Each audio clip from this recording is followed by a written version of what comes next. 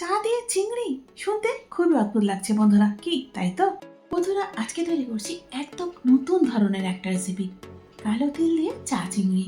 বন্ধুরা, যদি আপনারা নতুন কিছু ট্রাই করতে ভালোবাসেন, তবে আজকের কালো তিল দিয়ে চা চিংড়ির এই রেসিপিটা আপনারই জন্য। এই চিংড়ির টেস্ট কিন্তু একদমই অন্য লেভেলের। কালো তিল আর চায়ের পারফেক্ট কম্বিনেশনে তৈরি এই চিংড়ি শুনতে একটু অদ্ভুত লাগলেও স্বাদ এমন যে আপনারা যদি একবার ট্রাই করেন তাহলে এর স্বাদ কিন্তু ভুলতে পারবেন না। বন্ধুরা, আমি সবসময় এটা চেষ্টা করি যে আপনাদের জন্য নতুন ধরনের এবং সহজ সহজ রান্নার রেসিপি নিয়ে আসা। আজকের রেসিপিটা কিন্তু একদমই তাই। চলুন এবার দেখে নেওয়া যাক কি করে তৈরি করতে হয় ইউনিক এই কালো তেল দিয়ে চা চিংড়ি। আর যদি ভিডিওটা ভালো লাগে বন্ধুরা, তাহলে একটা লাইক এবং সাবস্ক্রাইব করে আমার পাশে থাকবেন। এখানে একটু বড় সাইজের আমি 7টা চিংড়ি মাছ নিয়েছি। এখন এর মধ্যে দিয়ে দিচ্ছি 1 চা চামচ লেবুর রস। এরপর এখানে দিয়ে দিচ্ছি 1 চা চামচ গোলমরিচের গুঁড়ো। নুন দিয়ে দিচ্ছি মাছেতে। যেরকম আমরা মাছের মধ্যে নুন মাখাই, এখানেও ঠিক সেরকম ভাবে নুনটা দিয়ে দিচ্ছি। এবার দিয়ে দিচ্ছি আজকে মেন উপকরণের দুটোর মধ্যে একটা চায়ের লিকার। দিয়ে দিচ্ছি 1.5 টেবিল চামচ চায়ের লিকার। এবার রসুন বাটা দিয়ে দিচ্ছি 1 টেবিল চামচ। রসুন বাটার পর এখন দিয়ে দিচ্ছি হলুদ গুঁড়ো 1 চা চামচ। এখন সমস্ত মশলা মাছের সঙ্গে ভালো করে মাখিয়ে নেব। এখন 10 মিনিট ম্যারিনেট হওয়ার জন্য মাছগুলোকে রেখে দেব। যতক্ষণ মাছটা ম্যারিনেট হচ্ছে চলো ততক্ষণ আমরা তিলটা ভেজে নিই। এখানে আমি হাফ কাপ তিল নিয়েছি, সেটাকে লো টু মিডিয়াম হিটে আমি ভেজে নেব। দেখুন বন্ধুরা, তিলগুলো ফাটতে শুরু করে দিয়েছে, অর্থাৎ তিলটা ভাজা হয়ে গেছে। এবার এটাকে প্যান থেকে নামিয়ে নিয়ে ঠান্ডা করে নেব। রান্নাটা আমি সর্ষের তেলে করব, সেই জন্য কড়াইতে সর্ষের তেল দিয়ে দিচ্ছি 3 টেবিল চামচ। 10 মিনিট হয়ে গেছে, এখন মাছগুলো ভেজে নেব। এক সাইডটা মিডিয়াম হিটে মিনিট 2 ভেজে নিয়েছি। এবার এগুলোকে আমি উল্টিয়ে দিচ্ছি। যতক্ষণ মাছগুলো ভাজা হচ্ছে চলো ততক্ষণ আমরা একটা পেস্ট তৈরি করে নিই। এখানে দুটো মাঝারি সাইজের পেঁয়াজ নিয়েছি, একটু মোটা মোটা করে কেটে নিয়েছি। নিয়েছি হাফ ইঞ্চি আদা, সেটাকে আমি টুকরো করে নিয়েছি। আর নিয়েছি 8-10 কোয়া রসুন। এখন মিক্সিং জারের মধ্যে এগুলোকে আমি ঢেলে দিচ্ছি। এই সমস্ত কিছুর খুব ফাইন একটা পেস্ট আমি তৈরি করে নেব। আর দেখুন এখানে আমাদের পেস্টটা কিন্তু তৈরি হয়ে গেছে। দেখুন বন্ধুরা, এখানে মাছগুলো ভাজা হয়ে গেছে। এবার এগুলোকে আমি কড়াই থেকে তুলে নিচ্ছি। জানেন বন্ধুরা, চিংড়ি মাছগুলো ভাজা হওয়ার সাথে সাথে দারুণ সুন্দর একটা গন্ধ পুরো রান্নাঘরটাতেই ছড়িয়ে পড়েছে। এটা যে কেবল চিংড়ি মাছ ভাজার গন্ধ তা নয়, চায়ের লিকার এবং বিভিন্ন মশলার গন্ধ মিলেমিশে একাকার হয়ে দারুণ একটা সুগন্ধের সৃষ্টি করেছে। আর সেটাই পুরো রান্নাঘরটাতে ছড়িয়ে পড়লো। এখন কড়াইতে তেল দিয়ে দিচ্ছি 5 টেবিল চামচ।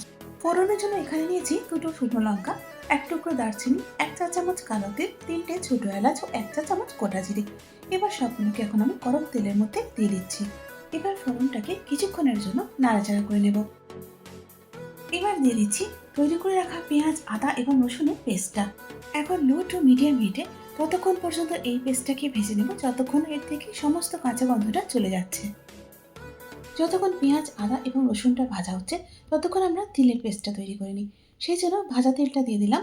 প্রথমে ভাজা তেলটা একটু গুঁড়ো করে নেব, তাতে করে পেস্টটা তৈরি করতে সুবিধা হবে। আর দেখুন এখানে তেলটা গুঁড়ো হয়ে গেছে। এবার এর মধ্যে দিয়ে দিচ্ছি 1 টেবিল চামচ ধনের গুঁড়ো ও হাফ কাপ টক দই। এখন সব কিছু একটা স্মুথ পেস্ট তৈরি করে নেব। আর দেখুন এখানে পেস্টটা আমাদের তৈরি হয়ে গেছে। আর তারই সাথে সাথে পেঁয়াজ, আদা এবং রসুনটা ভাজা হয়ে গিয়ে তেলটাও ছেড়ে গেছে।